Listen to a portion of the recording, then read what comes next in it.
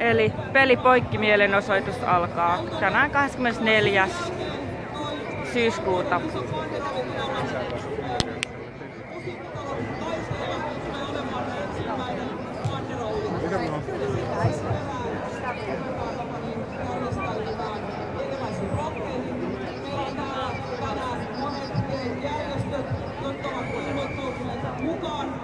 Siellä ihan ensimmäisessä blokissa tulee olemaan yhtenevä järjestäjätaho ja sen jälkeen siellä on sitten omat blokinsa opiskelijajärjestöille, ammattiliitoille ja joukkovoimalle ja niin edelleen. Tervetuloa kaikki, puhalletaan Peli poikki. Jos et ole saanut vielä omaa pilliäsi tai korvatulppia, niin niitä on vapaaehtoiset täällä jakamassa.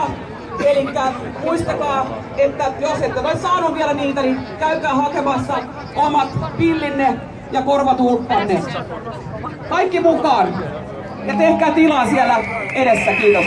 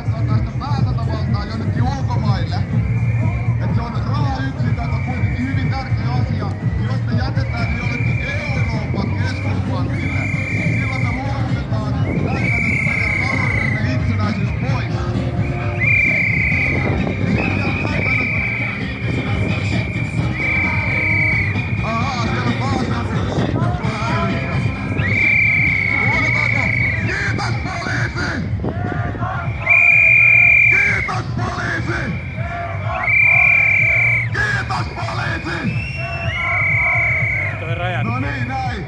Meillä on se periaatteessa, että jos poliisi käyttäytyy huonosti, niin me kritisoidaan varsinkin poliisijohtoa. Mutta hyvin usein nämä rivipoliisit on todella asiallisia. Ja nytkin Padulla on tällä kertaa ollut erittäin asiallinen yhteistyö poliisin kanssa. Että tietenkin se vaihtelee vähän sen mukaan, että kuka tuolla on niinku se päällikkönä. Mutta nyt tänään ainakin oli äärimmäisesti asiallista toi poliisin toiminta ja silloin me kiitetään. Me kiitetään silloin, kun joku ansaitsee sen ja haukutaan silloin, kun joku ansaitsee haukut. Todellakin jatketaan vielä, että kuka on kansallismielinen. Tehdään tänne pikapaketti tää homma, että tää jatkuva sotku saadaan loppumaan. Elikkä jos